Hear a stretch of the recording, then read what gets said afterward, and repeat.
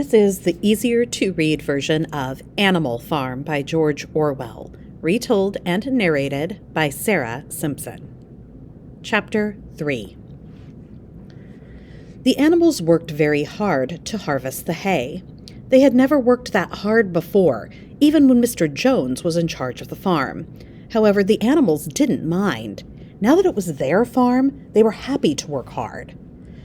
Many of the tools they had to use weren't designed for animals. It made the work difficult, but they worked together and figured out solutions to every problem. The pigs didn't actually do any work, but they were smart and were able to direct the other animals to keep the harvest going. Boxer and Clover, the two workhorses, knew the fields better than anyone. They would hook hay cutters onto their harnesses and walk back and forth across the fields. A pig walked behind them, telling them when to slow up or speed up. In the end, all their hard work paid off. They were able to harvest twice as much hay as when Mr. Jones was in charge. With all the animals working together, nothing was left behind to be wasted like there was when Farmer Jones was in charge.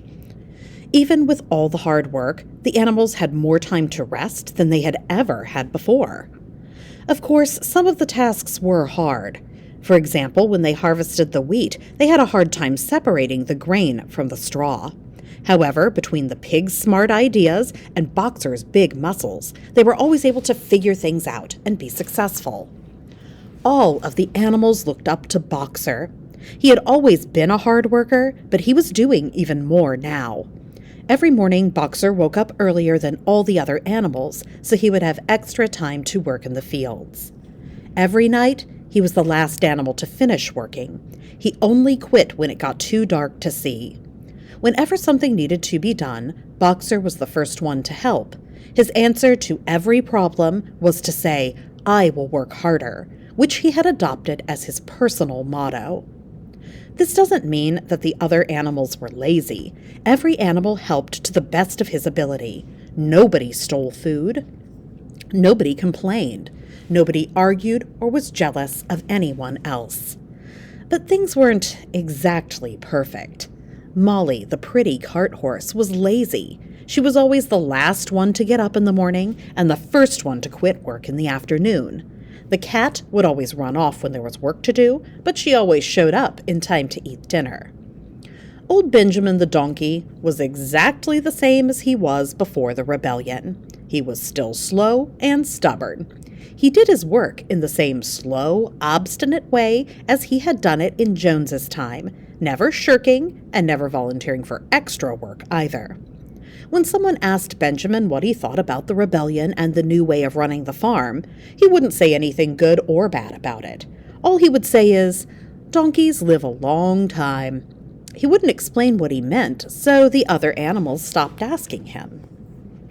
If the animals had been smarter, they would have understood that Benjamin, being the oldest animal on the farm, had seen a lot of changes come and go over the years. This latest change would eventually go away too, and something new would come along.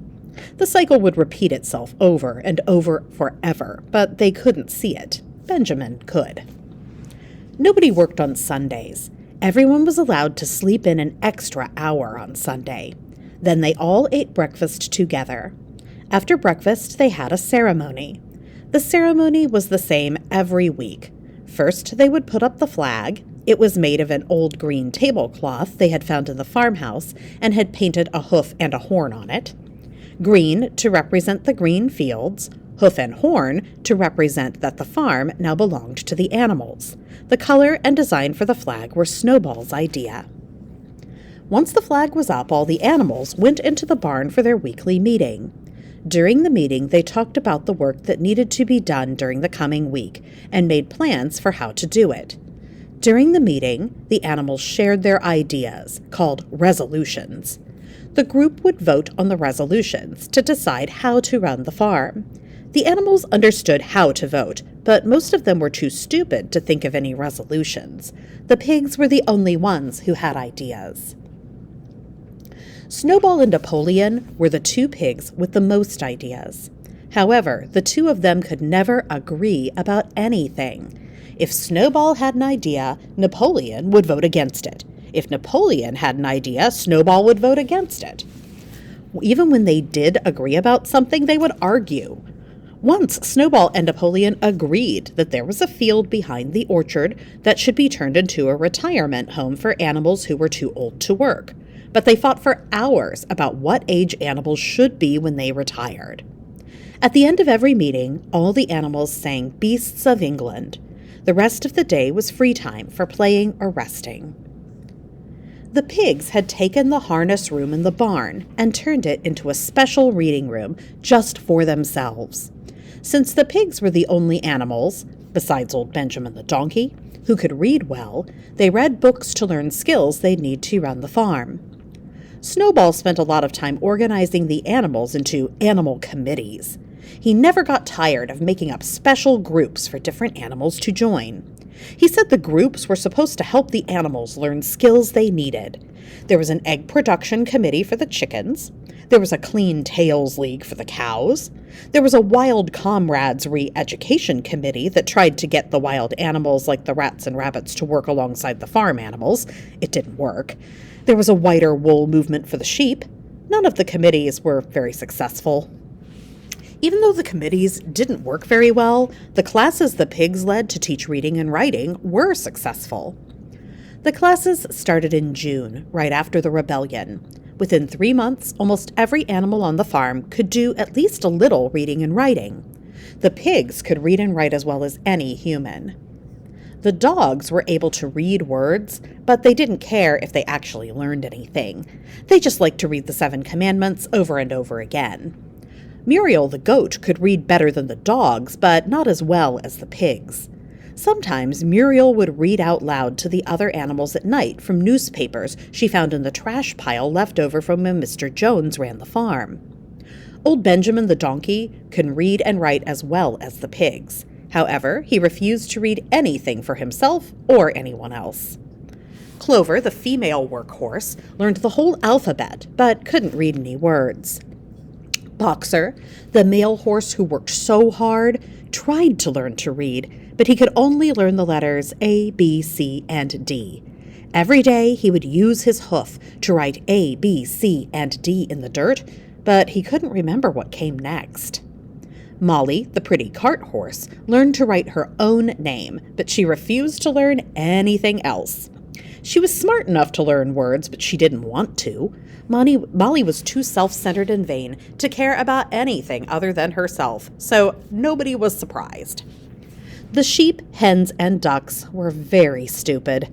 They learned the letter A, but couldn't learn any other letters. They were too stupid to learn the 7 commandments, no matter how many times Snowball repeated them. After a while, Snowball gave up and taught them to say, 4 legs good, 2 legs bad. This was easy enough for the stupid animals to remember. The sheep loved to run around bleating, 4 legs good, 2 legs bad, for hours and hours. They never got tired of saying it.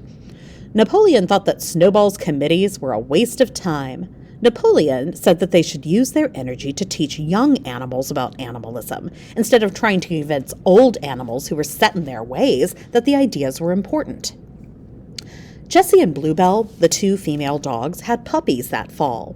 There were 9 puppies altogether. As soon as the puppies were big enough to leave their mothers, Napoleon took them and put them up in the hayloft of the barn. Napoleon kept them in the hayloft all the time. He was the only animal who had any contact with the puppies. After a little while, the other animals forgot that the puppies even existed. Whenever the pigs milked the cows, the milk would disappear. For a while, the animals didn't know where the milk was going, but they finally figured it out. The pigs were drinking it all. The first apples on the trees were ready to pick. The pigs also ate all the apples. None of the other animals got any. The animals complained that it wasn't fair that the pigs got all the milk and apples.